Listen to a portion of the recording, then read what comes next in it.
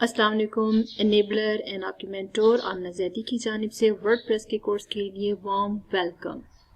इस वर्डप्रेस के इस 6 वीक के कोर्स में इंशाल्लाह we will try our best कि हम आपको इस तरह इनेबल कर सकें कि आप अपनी लर्निंग एंड अर्निंग के ज़रिए एक सक्सेसफुल स्टोरी बन सकें इंशाल्लाह। तो इसके लिए आइए मैं आपको सबसे पहले वर्डप्रेस की इम्पोर्टेंस के बारे में बताती हूँ। तो अगर हम गूगल सर्च करें तो हम देखेंगे कि फाइवर जो इस वक्त सबसे बड़ा प्लेटफॉर्म है बायर और सेलर सर्विसेज की बाइंग एंड सेलिंग के लिए, वो 24 सर्विसेज ऑफर करता है। इन 24 सर्विसेज को अगर हम इसकी फाइवर की वॉल पर चेक करते हैं तो आप देखें कि इसने अपनी वॉल पर ऑल सर्विसेज से पहले टैग लाइन में web designing and WordPress and logo designing in 3 services को टॉप ऑफ द लिस्ट रखा हुआ है। क्योंकि ये एक हाई रैंक स्किल है, इस वजह से डिमांडिंग स्किल है, इस वजह से इसको टैग लाइन में रखा गया है। ये वेबसाइट डिजाइनिंग एंड वर्डप्रेस दोनों होते तो वेबसाइट डिजाइन करने के लिए, लेकिन इन दोनों को अलग अलग क्यों रखा गया है, तो इसके लिए मैं आपको थोड़ा सा स्लाइड्स के जरिए बताना चाहूँगी और इसकी इम्पोर्टेंस के बारे में भी बताती हैं। ये वर्डप्रेस के लिए इंट्रोडक्शन अगर किया जाए तो उसमें हमारा 2 तरह के सवालात हमारे जहन में आते हैं कि why to use WordPress, and फिर जब हमें ये सवाल का जवाब मिले कि क्यों हम वर्डप्रेस इस्तेमाल करें तो नेक्स्ट जो क्वेश्चन होता है वो होता है कि हाउ टू यूज़ इस वर्डप्रेस को, फिर कैसे इस्तेमाल किया जाए। तो इसके लिए हमें सबसे पहले वर्डप्रेस के बारे में जानना ज़रूरी होगा कि वर्डप्रेस क्या है। वर्डप्रेस जो है ये ओपन सोर्स CMS है। CMS यानी control management system. CMS abbreviation है कंट्रोल मैनेजमेंट सिस्टम का। ये कंटेंट मैनेजमेंट सिस्टम का है। कंटेंट मैनेजमेंट सिस्टम जो है ये 2 लैंग्वेजेस, कोडिंग की 2 लैंग्वेजेस PHP एंड MySQL के ज़रिए डिज़ाइन किया गया है।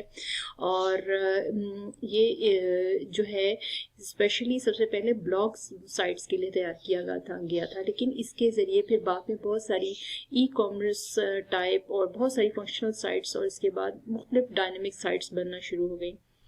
डायनेमिक साइट के को समझने के लिए हमें CMS को देखना पड़ेगा। CMS क्या होता है? CMS जो है ये कनेक्ट करता है यूज़र को और एडमिन को, डायरेक्टली कनेक्ट करता है और इसके ज़रिए हम बहुत सी डायनेमिक साइट्स बना सकते हैं। डायनेमिक साइट्स क्या होती हैं?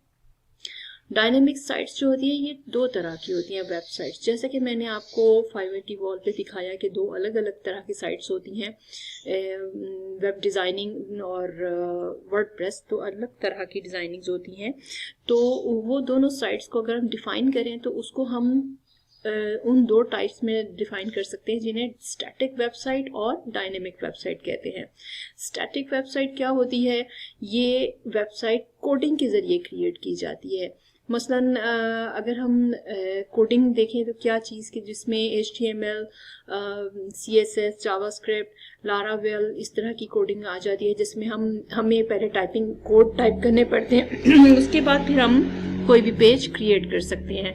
जबकि जो दूसरी साइट होती है वो सिंपल साइट होती है जो ड्रैग एंड ड्रॉप के ज़रिए बनाई जाती है, जिसे वर्डप्रेस पे वेब डिज़ाइनिंग कहा जाता है। ये मेरी एक रीसेंट प्रोजेक्ट है जो मैंने अभी क्लाइंट को डिलीवर किया है। इसमें ये आप देखें कि लेफ़्ट साइड पे ये लोगो डिज़ाइनिंग है, जिसके बारे में आपने वॉल पे भी देखा, एक स्किल है।